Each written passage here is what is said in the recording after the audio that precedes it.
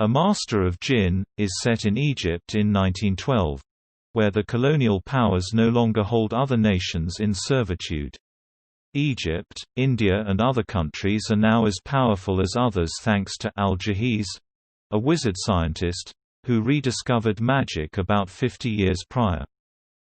Fatma el-Sha'arawi, a young Arab woman, is a rising star in the Ministry of Alchemy, Enchantments and Supernatural Entities. Her job is to investigate and solve magical problems.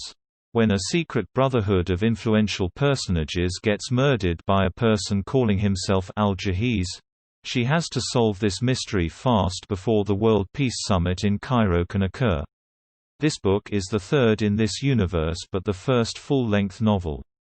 I highly recommend reading the two preceding novellas first as they introduce a few characters, events and the world setting, leading to this story. Those novellas are as enjoyable as this book is. The world building is simply fantastic. There is the alternate history aspect to it, i.e. the colonial powers no longer being so. Obviously, this appeals to me as a citizen of a nation under the boot of foreign rule for more than 200 years.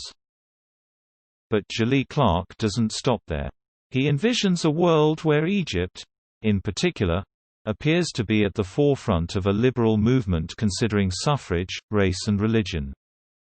The second novella takes place with the suffragette movement in the background. This treatment is tempered with reality because people have long-held biases that cannot be wiped out overnight.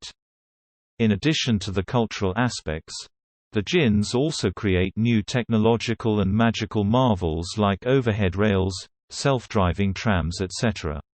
All these additions make Cairo, the setting for most of the story, have a unique personality.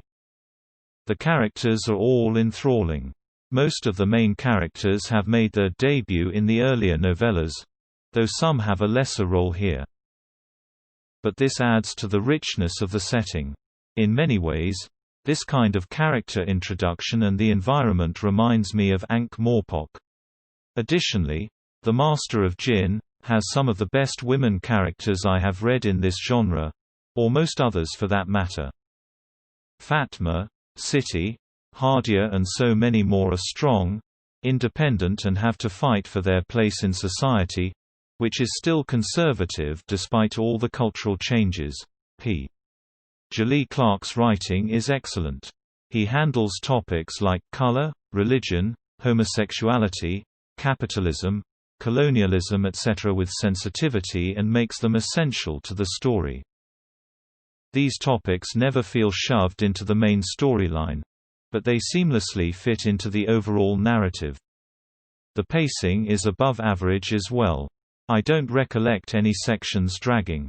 I didn't feel like putting the book, and I want to go back to that universe as soon as possible. The one blemish is the resolution of the murder mystery and the mysterious killer. I guessed who it was right in the beginning and towards the middle, it was a bit obvious. But that is a minor issue since there are so many other things to like and love in the book.